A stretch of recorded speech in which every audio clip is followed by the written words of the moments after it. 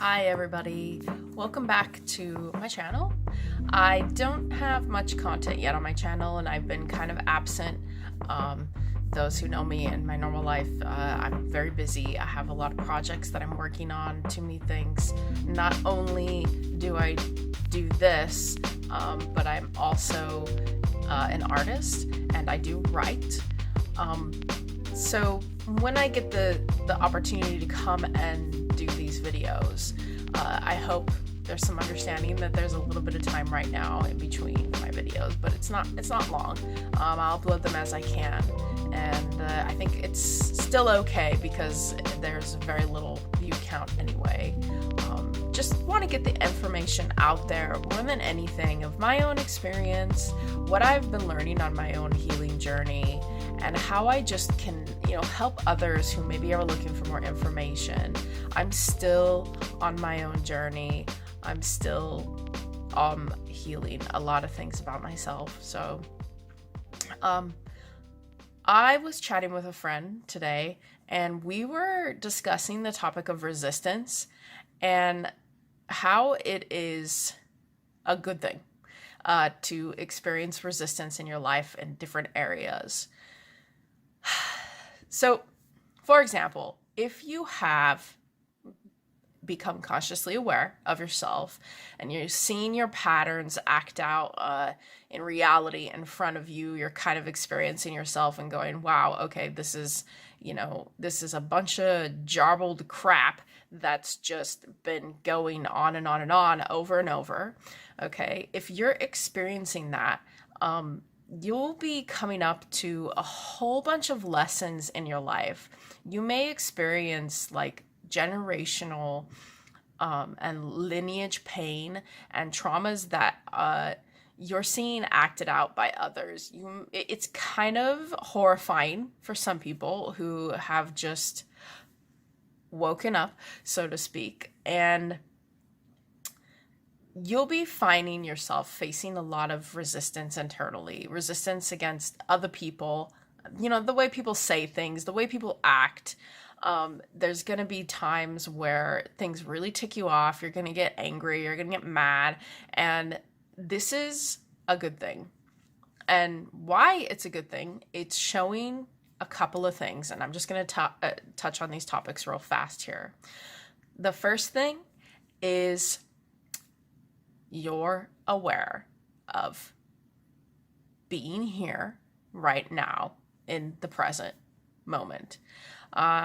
When I say that, I mean that living in the past and trying to fix the past while you need to heal things, but living back there and basing your current experience on everything that's happened behind you is a very depressing, very bad state to be in. It's repeating, it's going over and over. And if you're living in the past, this past version of you, this past self, you're not growing, you're not healing, you're not growing, you're not moving forward, it's not helping you. If you project too far into the future with yourself, you're also not living within the present. Of course, you want to have goals. There are things you want to do in your life. But if you are not really here in the present moment, you can't really address yourself.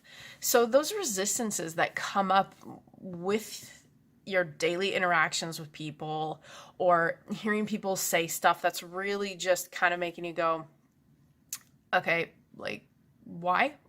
Why am I feeling this way? Why did I get angry at how this person acted? Why am I sad because I reacted to that? What is it?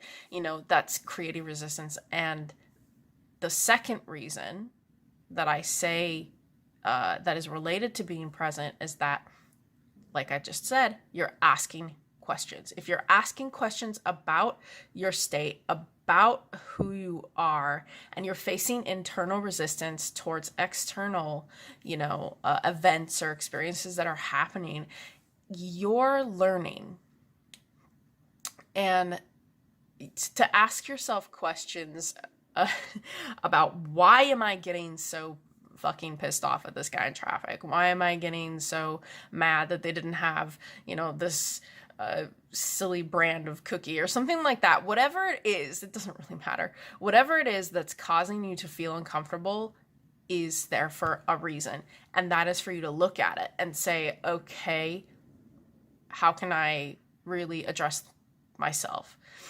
Sitting with the pain and sitting with the emotional discomfort is good. It is okay. We live in a society now where we are kind of thrown diagnoses and thrown things at us and pills that tell us this is the only way to fix yourself. This is the only way to deal with it. Pain pills. I have my other friend, she's going through a very hard time right now. And, she showed me a picture of how many pills they had actually given her during her process of healing she's going through. She has something wrong with her hip, sciatica nerve issue. And she had 10 different pain pills. And this was just so allegory for everything about Western society today.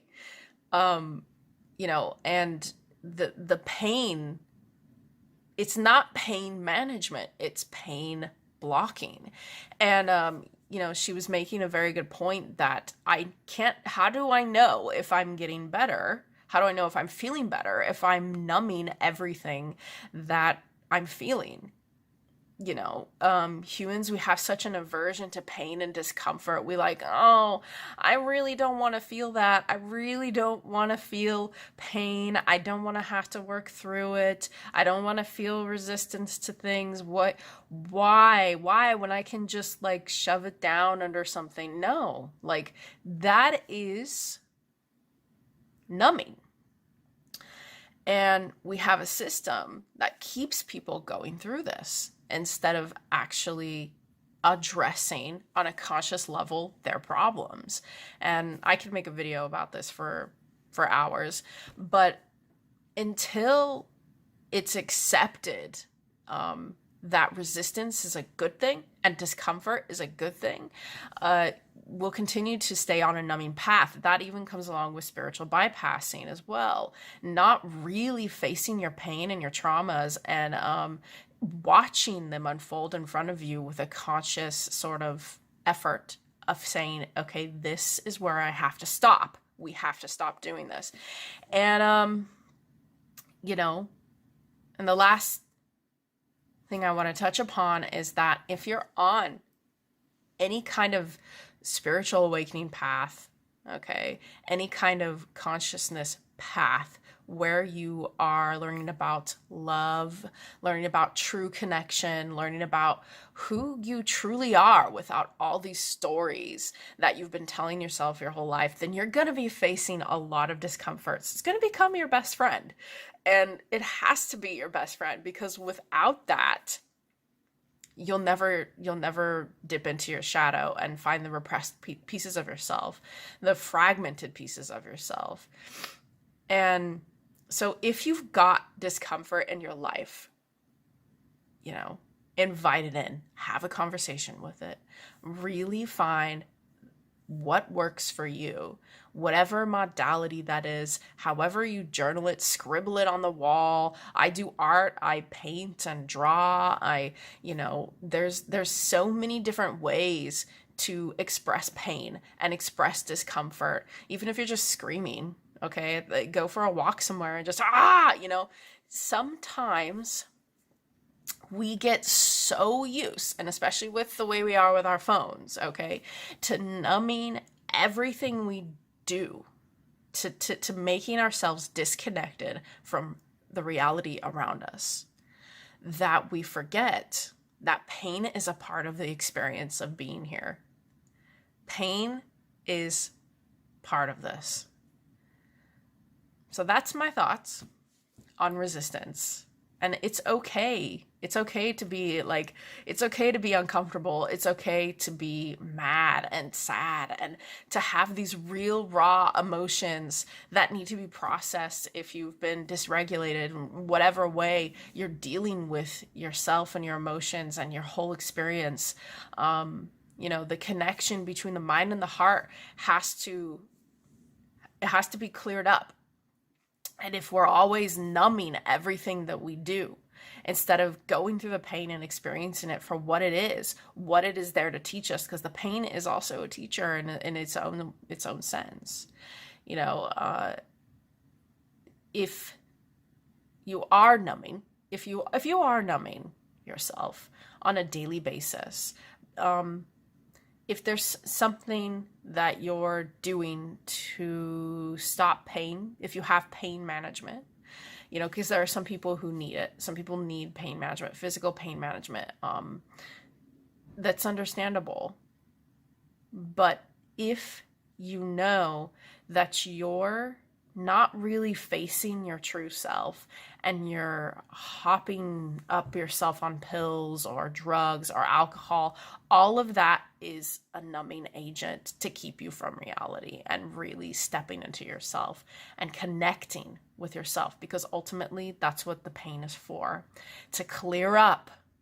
Okay, you get that pain out, you heal it, you face it like a warrior, you face it, okay? And then the connection to yourself gets better. So, that numbing keeps you from being connected to yourself. Resistance is a good thing. Resistance is showing you who you are internally. It's part of the process of healing and growing. So that's my thoughts. All right. So if you want to book me, or if you want to go check me out, I am under the pseudonym Dawn over on www.mysoulrenee.com. We have various services there. I do mentor other people if they want mentoring and they're on their own conscious path. I help others spiritually to get in touch with themselves. I do shadow work. I help people really to face the parts of themselves that are uncomfortable. And my process is I like to get to know you. I like to get to know who you really are and what it is in your life you're facing.